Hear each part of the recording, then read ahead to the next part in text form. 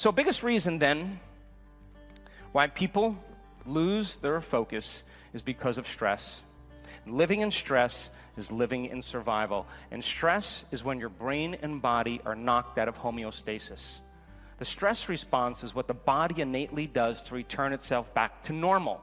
Now, all organisms in nature can tolerate short-term stress.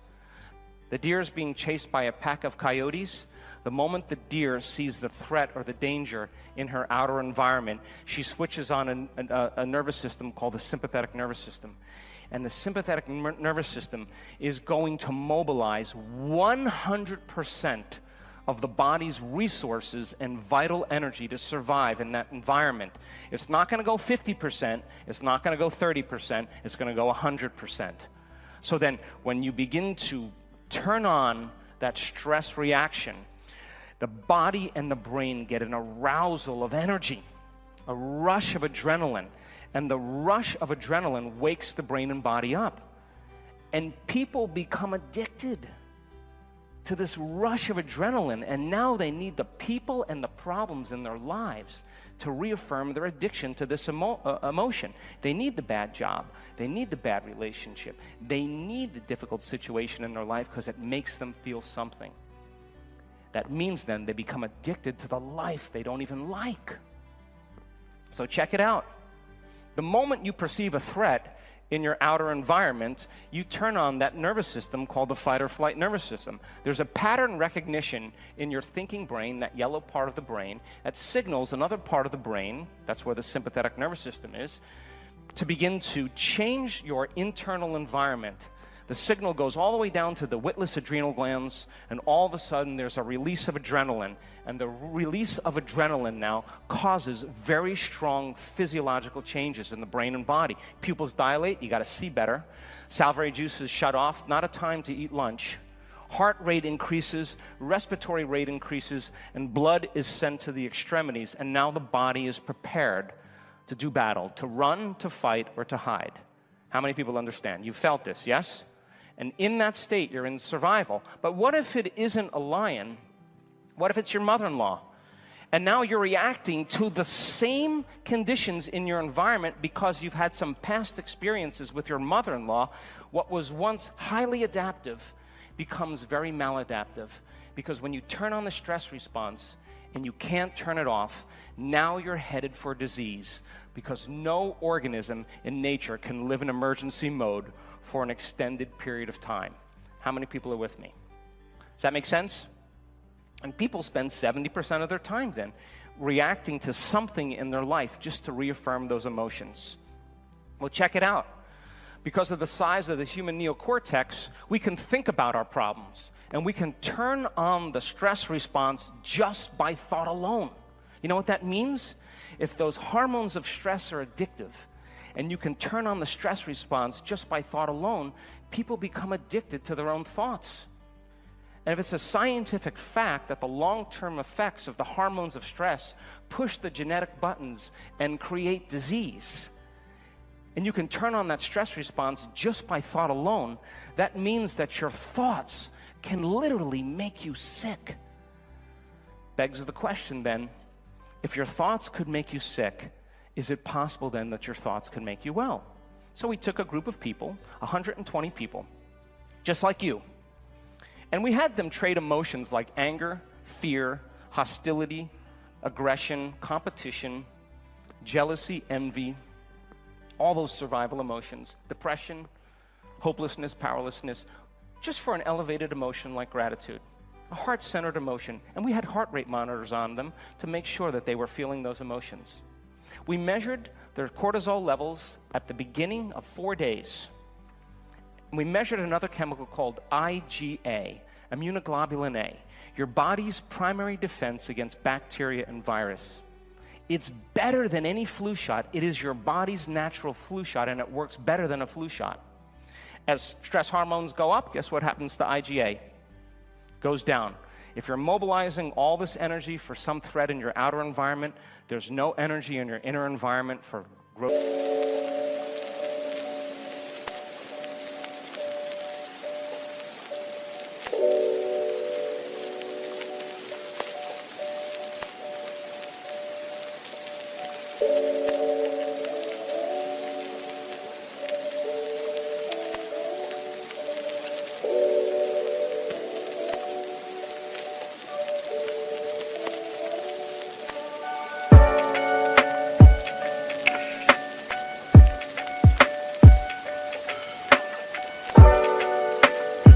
prepare for long-term building projects and the immune system is compromised. So we said, let's trade those emotions for an elevated emotion.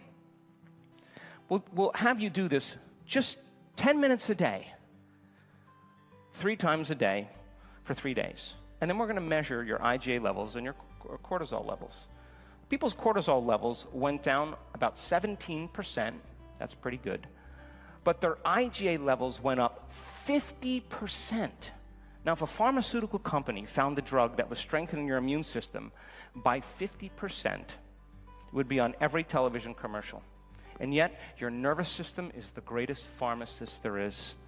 So teaching people how to do that begins to make dramatic changes in their body and in their health. So if your thoughts can make you sick, then it makes sense that your thoughts can make you well. If you combine a clear intention with an elevated emotion, and a leader does this very well, because when a person comes out of the resting state and they can begin to emotionally connect with the leader's future, they will no longer be looking at their future through the lens of the past. They will see a new possibility. And when you combine that clear intention with an elevated emotion, the thought and the feeling creates a new state of being. And a new state of being is a new personality. And teaching people how to sustain that state for an extended period of time, all of a sudden you start experiencing what we call flow, or magic, or the universe working with us, or opportunities begin to all of a sudden start to appear before us. So you keep people living by the same unconscious intentions and same familiar emotions, they will be predictable and nothing will change. So we could say then, if you combine a clear intention with an elevated emotion, you're beginning to change your state of being without something in your outer environment. This is all happening.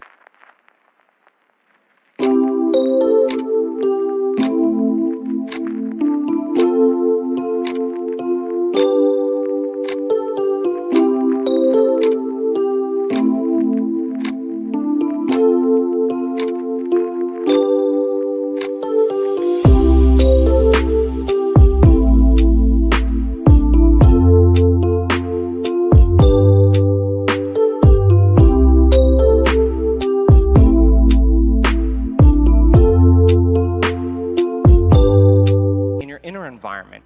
If you're living by the past, you're creating memories from your outer environment. So then, there are 5 types of motivation that we've studied.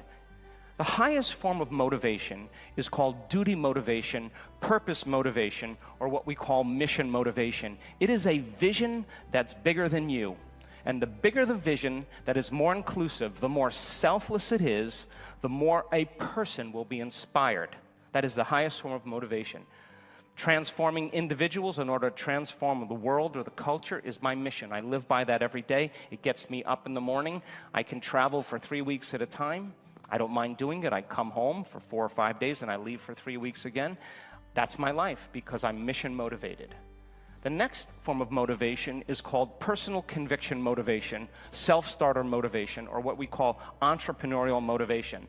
Not the highest form of motivation, but still a high form of motivation. And this is when people say, I'm going to do this because I said I'm going to do it.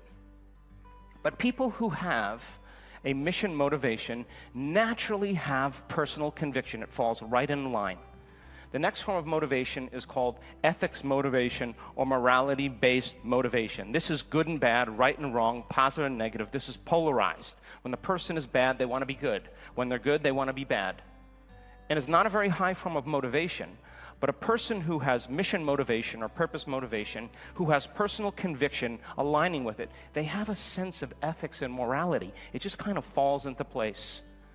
The next form of motivation is called ego-centered motivation or self-aggrandizement motivation. This is where people doing it for attention or fame or recognition. Not a very high form of motivation, but a person who's mission motivated, who has personal conviction, who has a sense of ethics, will naturally get attention or recognition. And the lowest form of motivation, check it out, is called money motivation. And it is the most selfish form of motivation. And we can spot that on a person a mile away. Would you agree? So now, what is mission, what is purpose, what is intent? The cute thing about this is that purpose or mission is ongoing. There's never an end to it. You could have a purpose to go east, and you will never run out of east. You could have a purpose to be healthy, and you will never run out of health. There's always more health to have. You could have a purpose to be wealthy. There's never an end to that, or abundance, whatever you want to call that. You could have a purpose to gain knowledge and information, and that's ongoing. So then, bringing a vision into reality means that we're grabbing from a world of possibilities, and we have to bring it into the world of reality.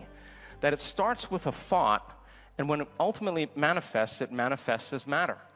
In quantum physics, it's called the wave function. The wave of the atom is really where possibility exists. The particle is the collapsing of that energy into materialism.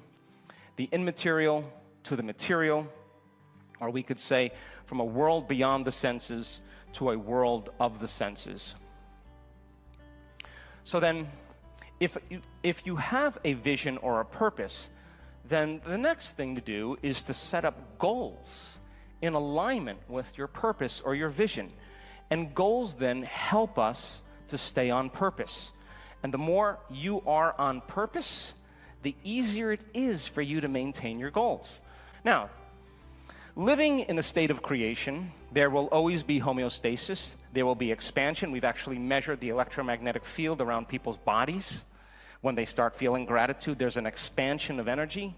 There's a release of energy. The body goes into anabolism, or what's called tissue repair. There's health, there's regeneration. The elevated emotions of love, joy, trust, knowing, gratitude, those are selfless emotions. This is where people serve the best. This is where they truly serve the best, the ones that are heart-centered. And it turns out you can teach that.